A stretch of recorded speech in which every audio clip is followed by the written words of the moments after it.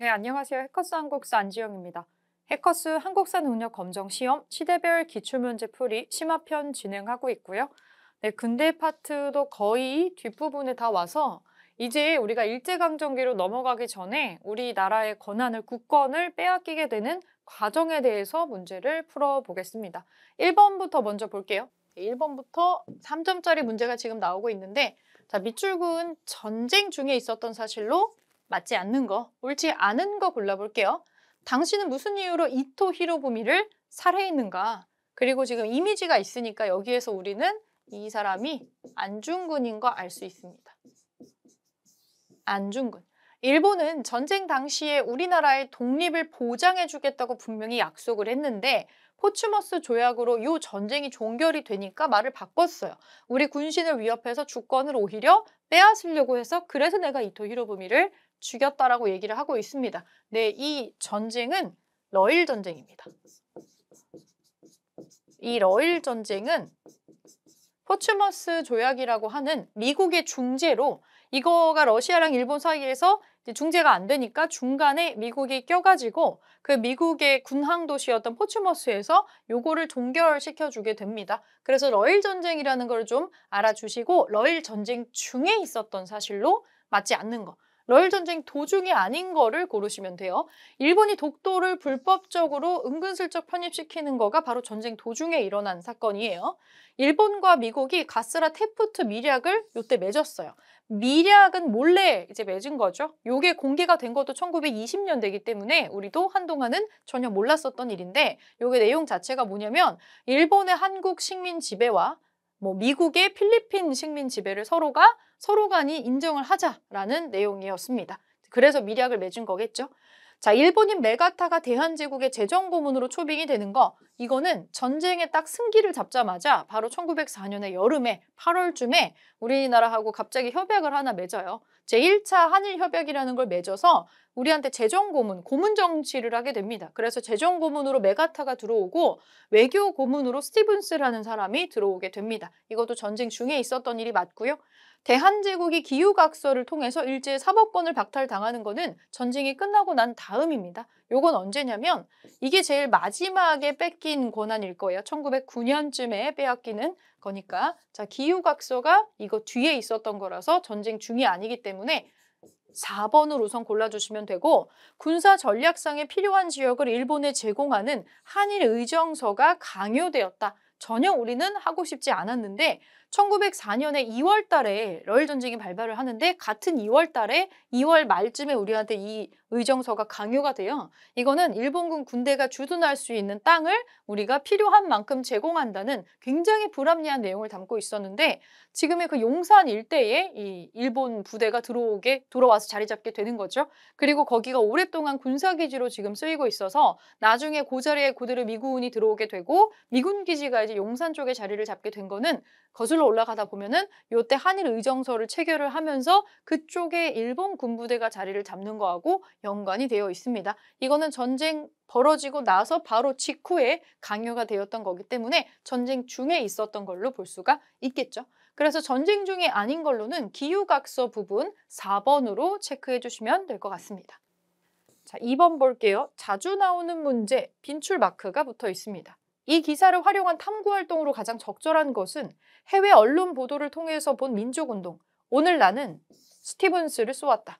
그는 대한제국의 외교 고문에 임명돼서 후한 대접을 받고 있음에도 일본의 이익을 위해서 한국인에게 온갖 잔인한 일을 자행을 하였다. 나는 어떤 처벌에도 불만이 없으며 조국의 자유를 위한 투쟁에 도움이 된다면 영광스럽게 죽을 것이다. 스티븐스라고 하는 친일 외교 고문을 암살을 하죠. 샌프란시스코에서 장인환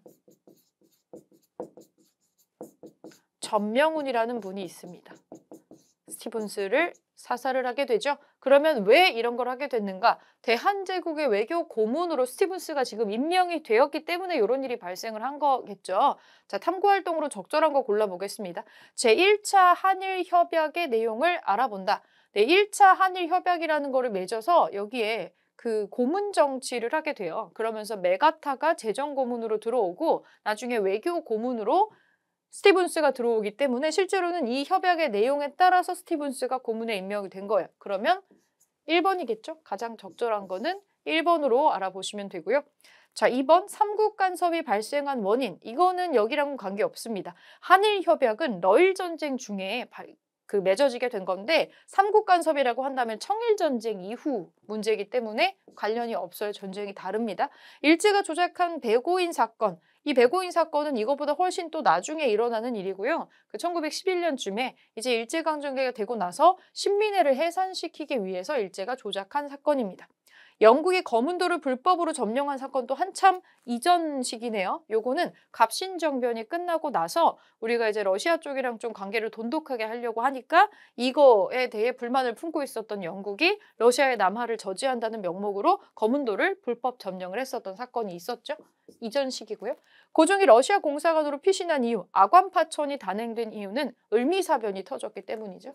그래서 1번으로 답을 찾아주시면 됩니다.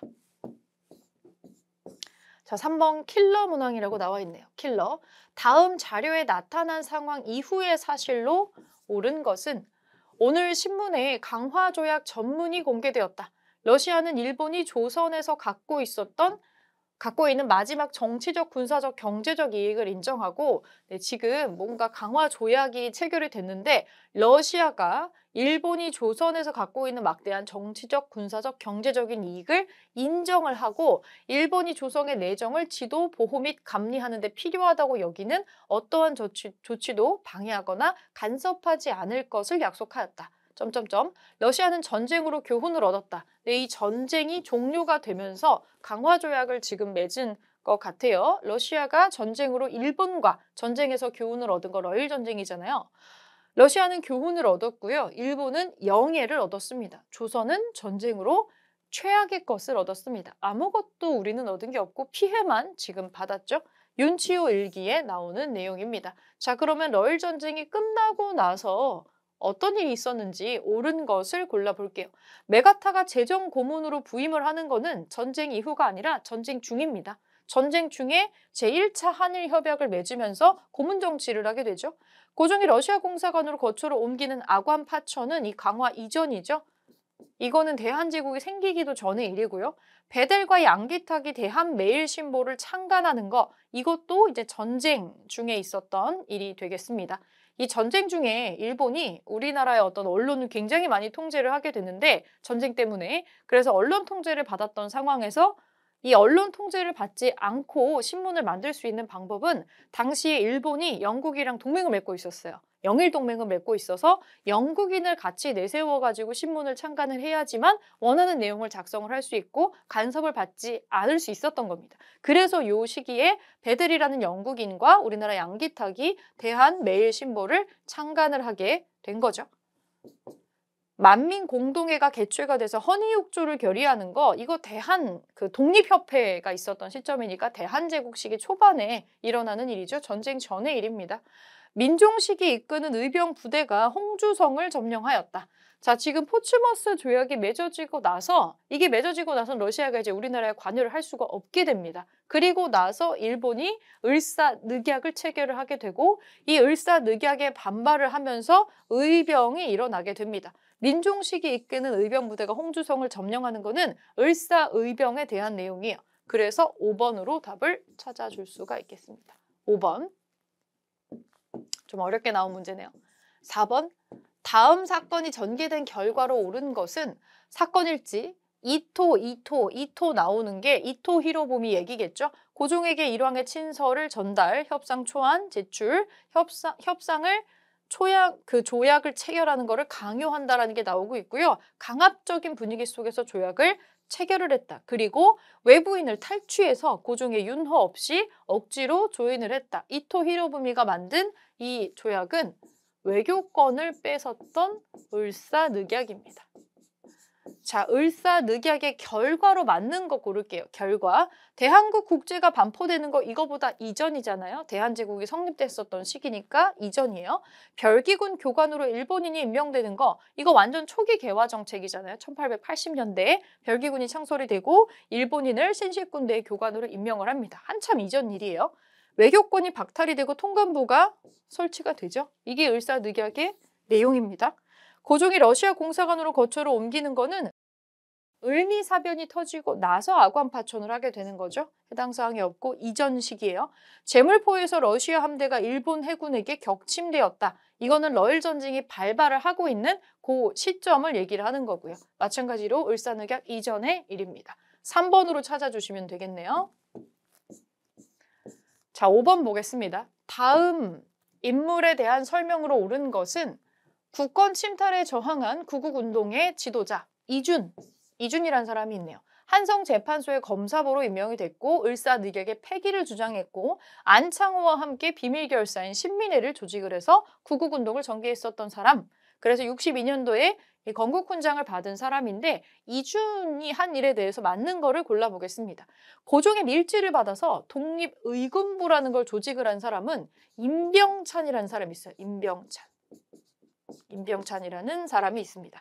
영국인 베델과 함께 대한매일신보를 발간하는 거는 양기탁이라고 있었죠. 양기탁. 평양에서 조선물산장려회 발기인 대회를 개최하는 거 조만식이라는 사람이 있습니다. 고당 조만식. 북간도에서 서전서숙을 설립을 해서 민족교육을 실시하는 거 이상설이라는 사람이 있습니다. 이상설 기억해 주시고요. 서전서숙. 네덜란드 헤이그에서 열린 만국평화회의의 특사로 파견이 되는 게 사실은 가장 일반적으로 알려진 일이죠. 이준, 이상설, 이휘종이라는 사람이 있습니다. 5번으로 답을 찾아주시면 되겠네요.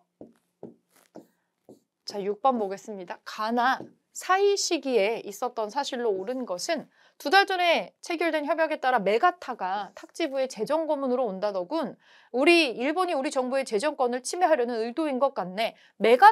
일본인 메가타가 재정고문으로 오는 거, 이거 러일 전쟁 발발하고 나서 전쟁의 승기를 잡고 나서 갑자기 우리한테 한일 협약을 맺게 해가지고 메가타가 고문 정치하러 들어오는 거죠. 재정 고문으로 들어옵니다. 러일 전쟁 도중이에요. 나를 볼게요. 지난달 군대를 해산한다는 조직이 발표된 이후에 난리가 지금 났죠. 군대 해산은 언제 있었냐? 나중에 을사늑약도 체결되고 나서 헤이그 특사도 실패하고 나서 이것 때문에 고종 강제로 퇴위시키고 군대도 해산시키게 되죠. 그렇다면 여기에 사이에 일어날 수 있었던 일로 옳은 것은 무엇일지 골라보겠습니다. 데라우치가 초대 총독으로 부임을 하는 거는 한일 강제병합이 일어나고 나서 이제 총독이 생기는 거죠. 그러면 1910년 뒤가 돼야 돼요. 그럼 나의 뒤식이네요. 사이에 못 오고. 13도 창의군이 서울 진공작전을 전개하는 거는 군대 해산하고 나서의 일입니다. 1908년에 있었던 일이고요. 기후각서를 통해서 일제의 사법권을 박탈당하는 게 한일협병 단계에서 가장 마지막 단계에 있었던 겁니다. 1909년에 우리가 마지막으로 요거로 빼앗기게 돼요. 이거 나의 뒤식이네요. 상권 수호를 위해서 황국중앙총사회가 조직이 되는 거는 이건 아직 대한제국 초반 시기 일입니다. 1898년의 일이에요. 헤이그에서 열린 만국평화회의의 특사가 파견이 됐는데 이게 실패해가지고 군대 해산하고 고종 강제 퇴위당하는 거죠. 그러니까 사이에 낄 수 있는 사건이 되겠네요.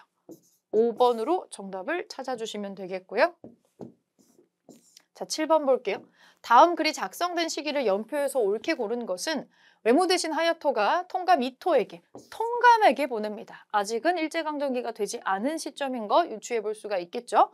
네덜란드에 파견된 정권대사 스즈키가 보낸 전보 내용. 한국인 3명이 이곳에 머물면서 네덜란드에 머물면서 평화회의의 위원 대우를 받고자 전력하고 있다고 함.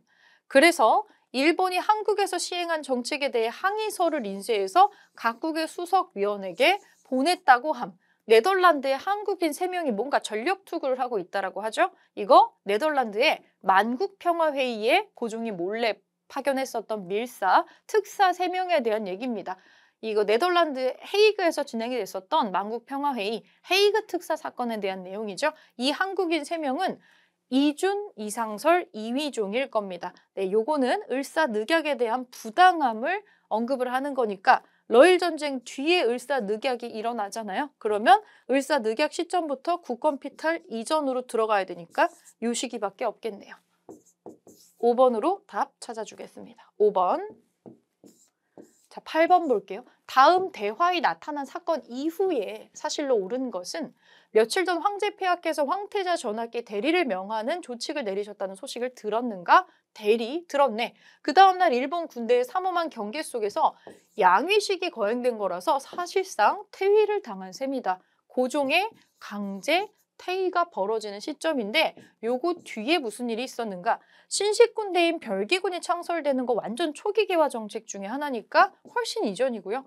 멜렌도르프가 외교 고문으로 파견되는 거 이거 청나라 이홍장이 추천해가지고 오는 사람이거든요. 이모군란 이후에 오는 사람입니다. 이모군란이니까 한참 또 이전이고요. 초대 통감으로 이토 히로부미가 부임을 하였다. 초대 통감으로 이토가 부임을 하는 거는 을사늑약 이후의 일이니까 이것 때문에 벌어지는 사건이 아니라 요거 이전에 이미 이토는 통감으로 있었어요. 기후각서가 체결이 돼서 사법권을 박탈당하는 거 이게 1909년에 이제 우리가 국권 피탈당하기 전에 마지막으로 빼앗겼던 것 중에 하나입니다. 4번이 맞겠네요. 4번. 관민공동회가 개최돼서 헌의육조가 결의되는 것은 독립협회가 아직 활동을 하고 있었던 시점입니다. 1900년대 이전이죠.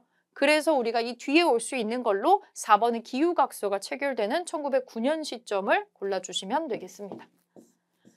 자, 9번 보겠습니다. 다음 조약이 체결된 이후에 사실로 옳은 것은 한국 정부는 시정 개선에 관해서 통감의 지도를 받을 것.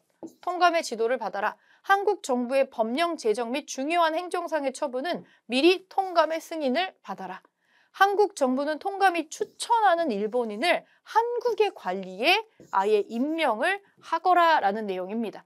을사늑약이 체결됐을 당시에는 일본의 관리를 한국 관리로 임명하라고까지는 하지 않았어요.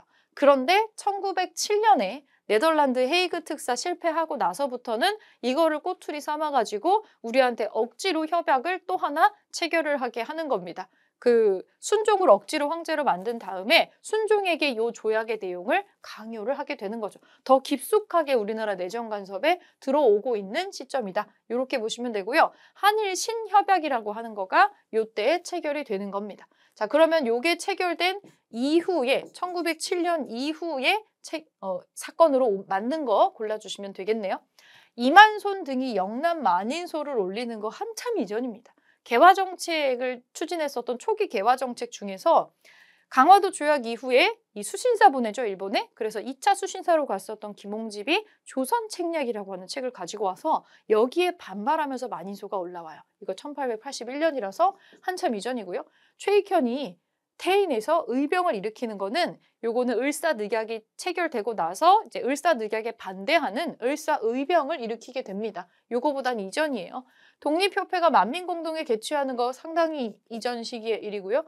민영환이 조약 체결에 항거하면서 순국하였다. 이것도 이제 을사 조약에 대한 거 내용이니까 한참은 아니지만 이거의 이전 시기가 되겠죠. 13도 연합의병이 서울 진공작전을 전개하는 게 이제 요거의 뒷시기에 벌어질 수 있는 일이네요. 5번으로 찾아줄 수가 있겠습니다. 자, 10번. 다음 상황이 전개된 배경으로 옳은 것은 박승환은 병대에 대한 해산 소식을 듣고 통곡하면서 말하기를 나라가 망했는데 일본인 하나를 죽이지 못했으니 죽어도 죄를 씻지 못할 것이다. 나는 차마 제군들이 병대를 떠나도록 놓아둘 수 없다. 내가 죽고 말겠다 하면서 자결합니다. 군대 해산 소식을 듣고 자결한 사람이 있다는 거예요. 박승환은 군대 관계자겠죠. 그렇다면 이것은 1907년에 단행이 됐었던 우리나라 군대 강제 해산이랑 연결이 될 겁니다. 왜 강제 해산을 시켰는지에 대해서 배경으로 맞는 거 골라볼게요.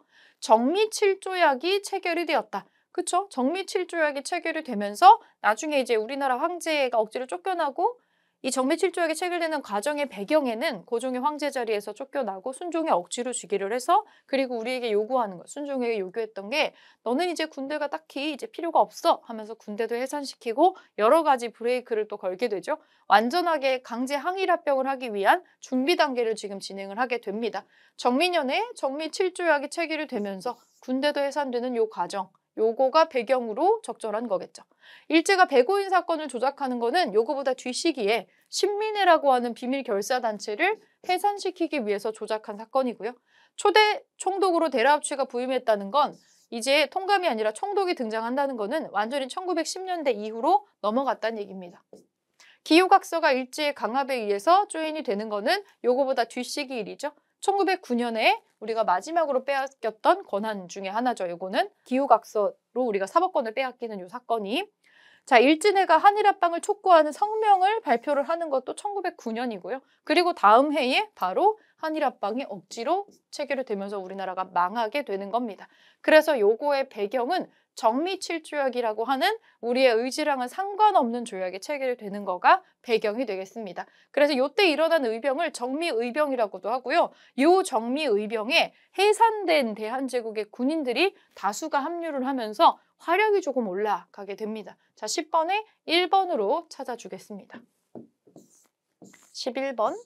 다음 가상 뉴스에서 보도하는 사건이 일어난 시기를 연표해서 옳게 고른 것은 군대 해산에 대한 반발이 거세지고 있습니다. 오늘 시위대 대대장 박승환이 자결한 데 이어서 시위대 부대원들이 해산을 거부하고 무장봉기에서 일본군과 남대문 일대에서 치열한 총격전을 벌이고 있습니다. 자, 군대 해산에 대한 반대, 정민연에 있었던 군대 해산에 대한 반대입니다. 이 정미 7조약 맺고 나중에 고종 강제 퇴위하고 순종 즉위하고 정미 7조약 맺고 그리고 군대 해산시키고 하는 일련의 과정이 나오고 있는데 요 시기를 보려면 일단은 을사늑약이 체결이 돼야 돼요. 이 을사늑약의 부당함을 알리기 위해서 헤이그 특사를 파견을 했는데 요게 걸려서 요것 때문에 요걸 꼬투리 삼아서 고종을 강제 퇴위시키고 우리한테 억지로 또 조약을 맺게 하는 거거든요.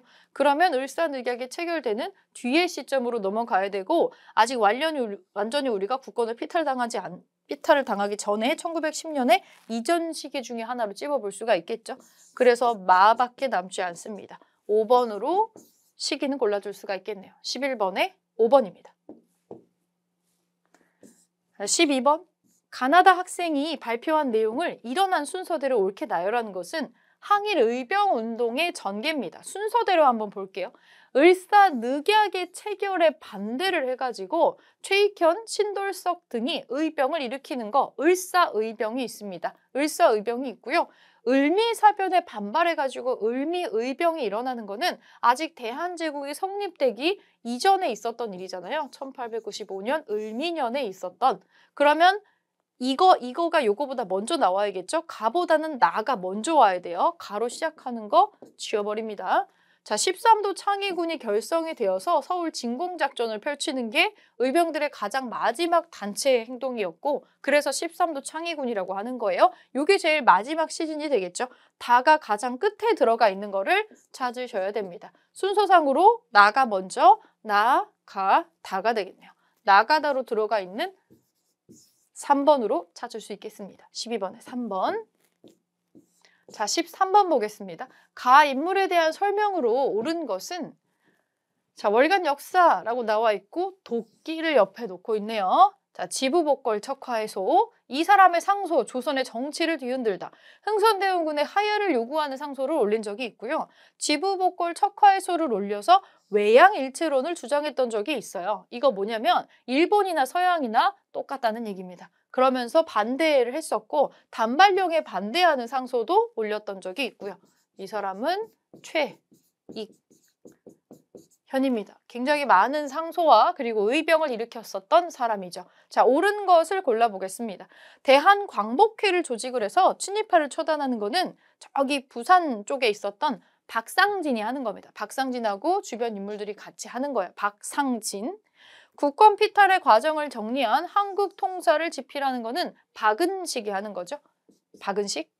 을사늑약 체결에 반대해서 티인해서 의병을 일으키는 거, 요게 최익현이 하는 겁니다. 최익현의 패턴 중에 하나죠. 13도 창의군을 지휘해서 서울 진공작전을 전개하는 거는 총대장이었던 이인영이 있고요. 그 밑에 허위라고 하는 사람이 또 있습니다.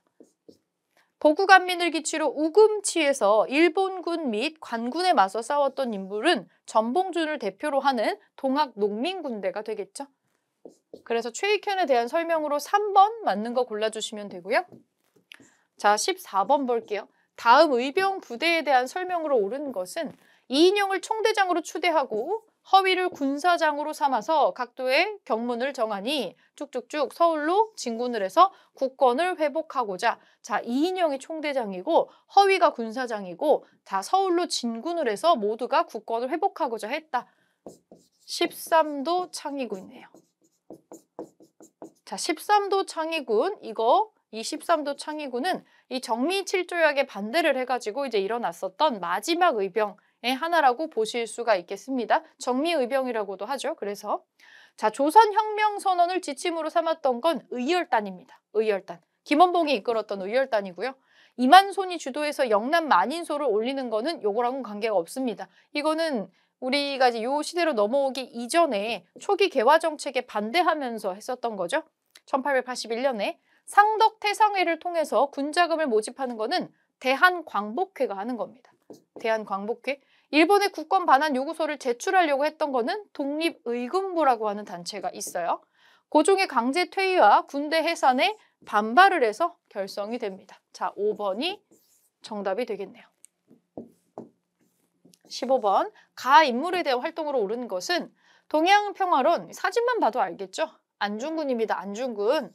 리순 감옥에서 형 집행을 눈앞에 두고도 동양평화론을 집필을 했다. 자, 안중근 의사입니다. 옳은 거 고를게요. 명동 성당 앞에서 이완용을 습격을 하는 거는 이재명 의사입니다. 이재명.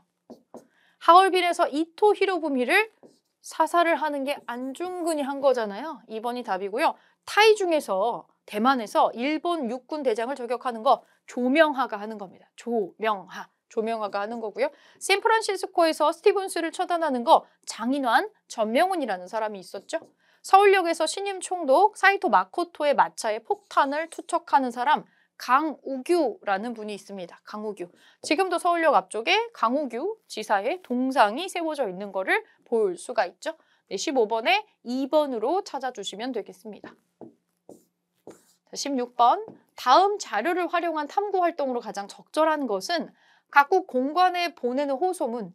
지금 일본 공사가 우리 외부에 공문을 보내서 산림, 천택, 들판, 황무지에 대한 권리를 청구하였습니다. 우리나라 사람들은 이를 이용해서 2, 3년 걸러 윤작을 해야만 먹고 살 수 있습니다. 그런데 만일 이를 외국인에게 주어버린다면 전국의 강토를 모두 빼앗기게 되어 수많은 사람들이 참혹한 빈곤에 빠져 구제할 수 없게 될 것입니다. 일본인들의 침략을 막고 우리 강토를 보존하도록 힘써 주십시오. 1904년에 또 러일 저징이 있었던 이 해에 참 많은 권한을 일본이 우리한테서 빼앗아 가게 되죠. 지금 황무지가 언급이 되고 있고요. 이거 오케이 하면 우리 강토 다 뺏길 수 있어 라고 여기에 위험성을 경고하면서 반대를 했었던 단체가 있습니다. 그 황무지 개강권을 우리한테 요구를 하는데 여기에 반대하면서 이거를 단순하게 황무지로 파악하면 안 돼. 이러다가는 황무지라고 이름만 붙이고 우리 땅 다 뺏어갈 수도 있어. 그러면서 요거를 지키고자 노력했었던 단체가 보안회라고 있어요. 보안회. 자, 그럼 여기랑 관련된 탐구활동으로 적절한 거 한번 볼게요. 독립문의 건립 과정은 독립협회하고 연결이 되겠죠?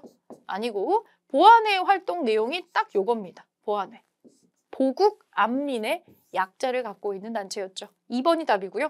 조일통상장정의 조항을 검토하는 거, 우리가 일본이랑 맺은 조약들이 있잖아요. 강화도 조약을 필두로 하는, 이거는 이제 일본이랑 연결된 내용에서 나오는 것일 거고 황무지 개강권이랑 요거는 상관이 없습니다.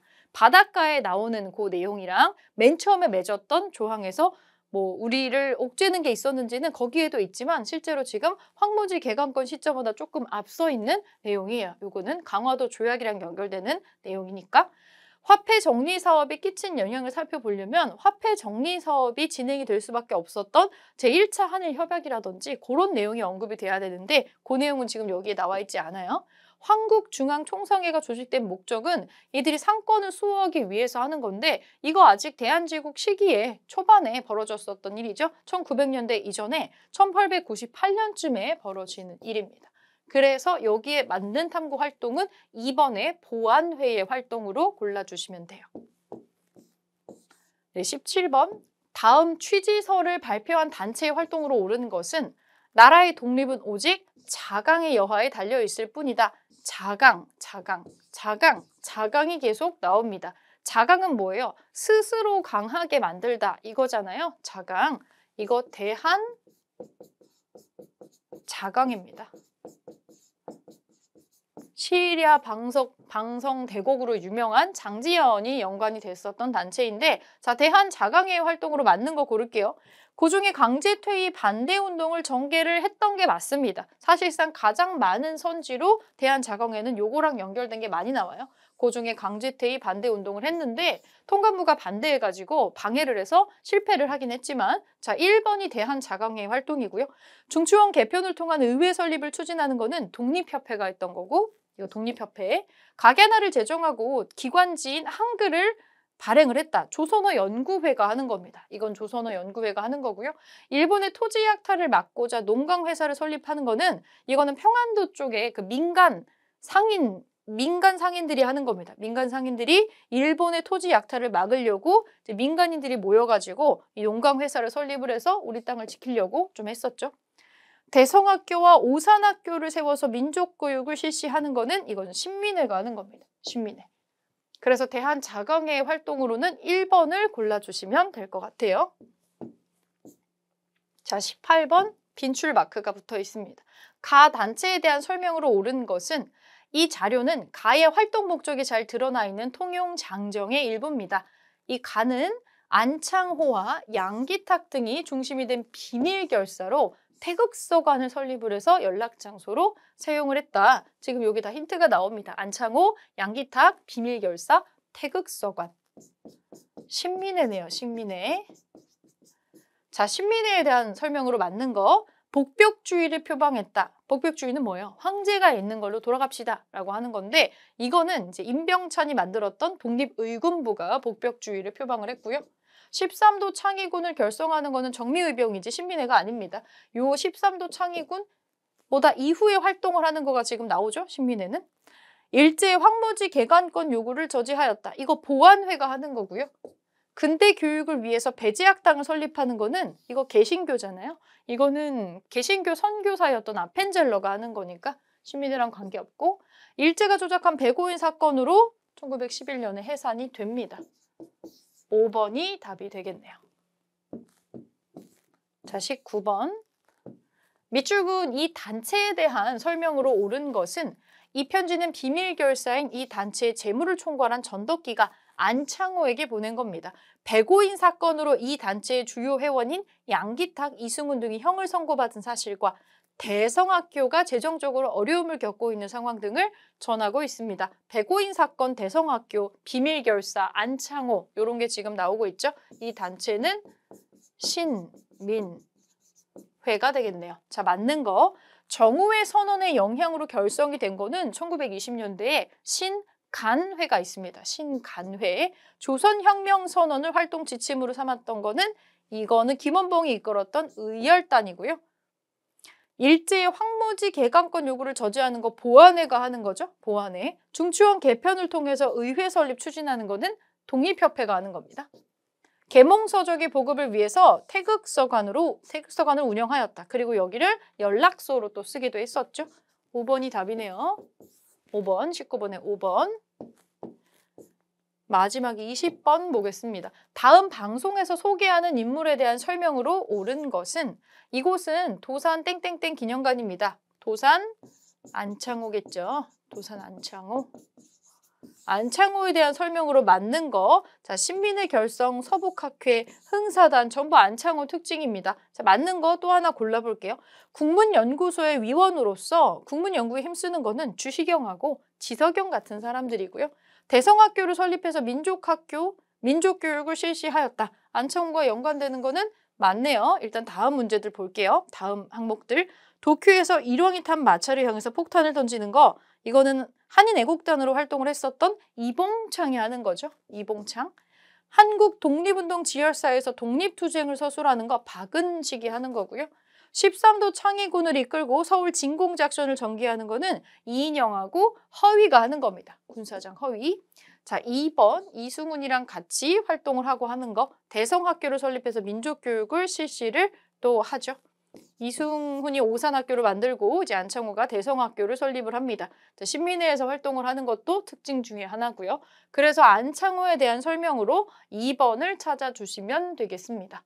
지금 여기에서는 일제강점기 되기 직전의 상황들을 얘기를 하고 있고요. 이제 다음 시간에 이 근대 시기의 경제나 사회 부분에 대한 내용들을 정리를 하고 일제강점기로 넘어가 보도록 하겠습니다. 여기까지 문제풀이 마무리할게요.